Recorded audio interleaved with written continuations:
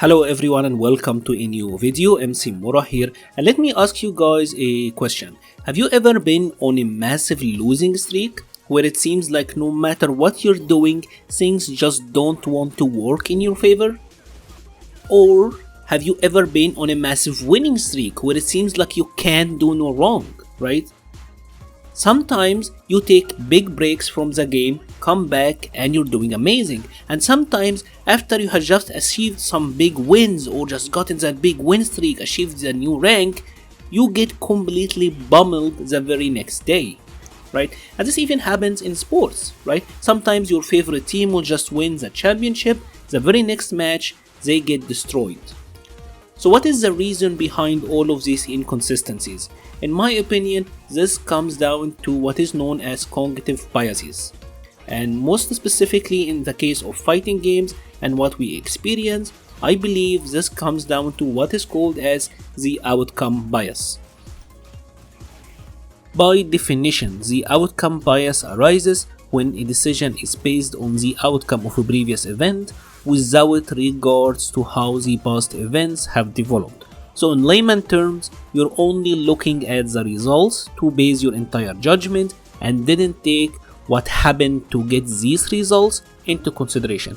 And this plays a big part in your decision making process, both good and bad, right? When you are going on tilt, when you are going on a losing streak, as the losing streak is going, you're just focused on your last losses. Your entire thought process is that nothing is working your way. You didn't take into account your physical condition. You didn't take into the account that maybe the opponent just played better. Maybe you made some reads that were unlucky.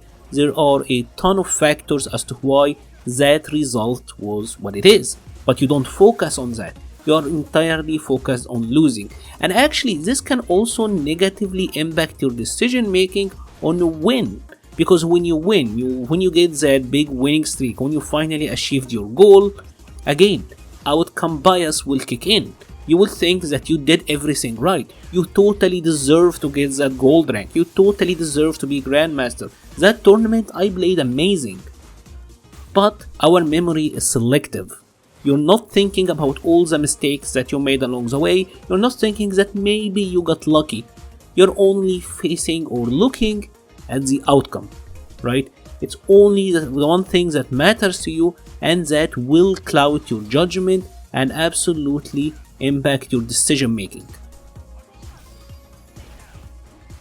I also believe there is a very important other type of cognitive bias that heavily negatively impact our judgment when we are playing fighting games, and that is called the hindsight bias.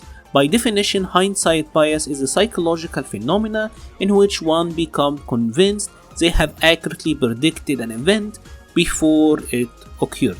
This is pretty much the know-it-all type of bias, right? Something happened, damn it, I knew it all along, right?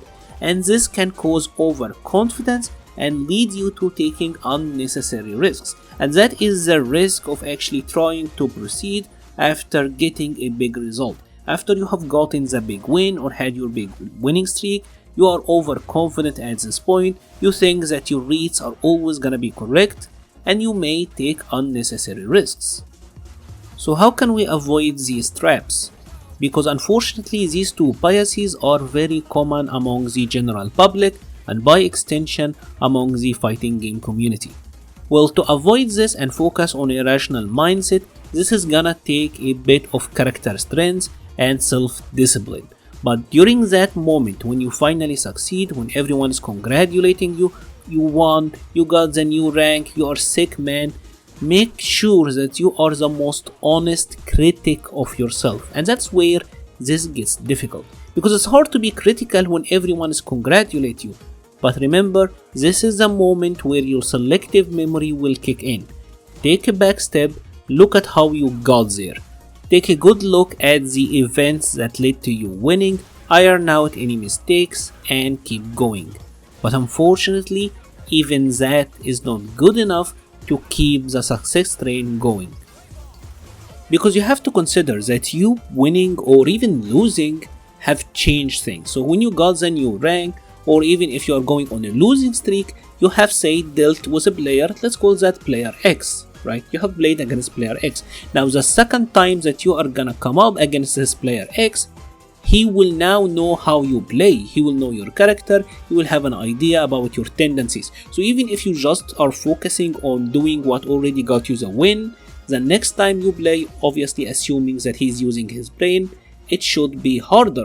And that's actually what you see on the professional levels as well, because sometimes you will get periods where players like Punk or Ponchan would be absolutely dominating, but then as time goes on, others catch up, develop new strategies to beat them, and the cycle repeats, right? That is very natural, that is the cycle of life, and that's why it's always been said that getting success is hard, but maintaining it is even more difficult. So the key here is to be critical of yourself at even the most successful moments, and also always looking for holes in your game that you can improve. And if you are on the losing side of things, try to take a deep breath, try to take a step backward and actually analyze what got you here.